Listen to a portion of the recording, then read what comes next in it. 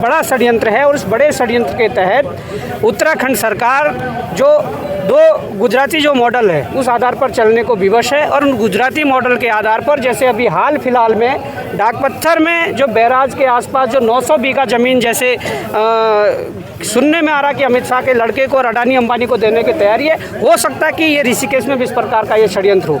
जब यहाँ की जनता ने यहाँ विधायक चुने, यहाँ सांसद चुने, 2017 में यहाँ पर नगर निगम में इस क्षेत्र को घोषित किया, तो क्या सरकार के पास ये आंकड़े ही नहीं थे या सरकार के पास इस चीज़ की जानकारी नहीं थी कि हम वन भूमि को नगर निगम में घोषित नहीं कर सकते हैं? कई वर्षों से विधायक जिनका चुन के गया है उस समय ये वोट वैध थे और अब ये लोग अवैध है। जिन लोगों ने यहाँ पर संसदीय चुनाव लड़के सांसद चुनकर गए तब ये लोग वैध थे, अब अवैध हैं।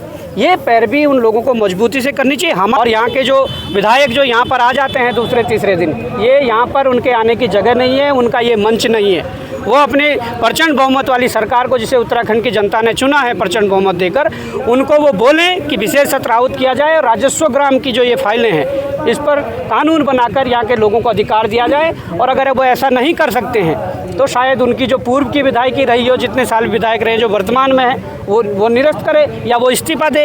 यहाँ से जो सांसद चुन के गया है इन वोटों के आधार पर वो इस्तीफा दे, यहाँ से जो मेयर चुना है वो इस्तीफा दें, उनको हटाइए। वास्तव में यहाँ के लोगों के अंदर भय पैदा किया जा रहा है सरकार के द्वारा, और ये इसलिए हो रहा है कि सरकार को लग रहा है कि ऋषिकेश में जिस प्रकार की सरकार ने यहाँ के लोगों की उपेक्षा की है और उसके विपरीत जो यहाँ के जनता में रोष है, उसको देखकर उन्हें लगता है कि यहाँ की जनता को फिर से कैसे अपने पक्ष में लाया जाए। तो पक्ष में लाने का मतलब ये नहीं है कि आप उन्हें डराओ और उनके अंदर भय पैदा करो। साफ शब्दों में, स्पष्ट शब्दों में ये कहना चाहता हूँ कि जो वन है वो 3 सूचियां हैं, संघ सूची, राज्य सूची और समवर्ती सूची। और ये समवर्ती सूची का विषय जरूर है, परंतु इसमें स्टेट को पावर है यहाँ पर कानून बनाने की। तो क्यों प्रताड़नाएं दी जा रही है यहाँ के लोगों को? जब मामला 1948 से चल रहा है, फिर 84 में ये वन विभाग में गया और उसके बाद से जो चीज़ें यहाँ हुई, यहाँ पर कोई ऐसा नहीं है कि दर्जनों और सैकड़ों हज़ारों लोगों की बात है। यहाँ पर लाखों की जनसंख्या में लोग रह रहे हैं और यहाँ पर ये देखना चाहिए कि जनहित क्या है। क्या यहाँ पर वन दिख रहा है? नहीं दिख रहा है। तो मैं ये साफ शब्दों में कहना चाहता हूँ कि ये एक बड़ा षड्यंत्र है और उस बड़े षड्यंत्र के तहत उत्तराखंड सरकार जो दो गुजराती जो मॉडल है उस आधार पर चलने को विवश है और उन गुजराती मॉडल के आधार पर जैसे अभी हाल फिलहाल में डाकपत्थर में जो बैराज के आसपास जो 900 बीघा ज़मीन जैसे सुनने में आ रहा कि अमित शाह के लड़के को और अडानी अंबानी को देने की तैयारी है। हो सकता है कि ये ऋषिकेश में भी इस प्रकार का ये षड्यंत्र हो। जब यहाँ की जनता ने यहाँ विधायक चुने, यहाँ सांसद चुने, 2017 में यहाँ पर नगर निगम में इस क्षेत्र को घोषित किया, तो क्या सरकार के पास ये आंकड़े ही नहीं थे या सरकार के पास इस चीज़ की जानकारी नहीं थी कि हम वन भूमि को नगर निगम में घोषित नहीं कर सकते हैं, या वन भूमि में हम पानी के कलेक्शन नहीं दे सकते हैं, या यहाँ पर सड़कों का जाल नहीं बिछा सकते हैं, या यहाँ पर बिजली के जो मीटर है वो नहीं लगा सकते हैं? ये तमाम प्रकार की जो चीज़ें हैं ये कहीं ना कहीं यहाँ के जो जनता जनार्दन है इनके पक्ष की है। और इस आधारित जो भी नीति बनेगी उसको लेकर आगे जो कानून बनाने जा रहे हैं ये जनहित में हो। अगर ऐसा नहीं हुआ तो ये राजस्व ग्राम की जो लड़ाई है ये केवल ऋषिकेश का मामला नहीं है। इस राजस्व ग्राम की लड़ाई हमारे कुमाऊं क्षेत्र के लाल कुआं से लेकर और पूरे अलग अलग जगहों पर राजस्व ग्राम की लड़ाई लड़ी जा रही है।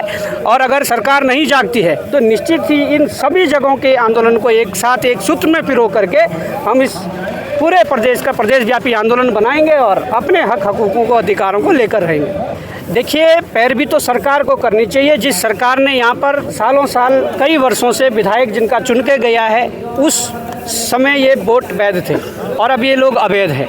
जिन लोगों ने यहाँ पर संसदीय चुनाव लड़के सांसद चुनकर गए तब ये लोग वैध थे, अब अवैध हैं।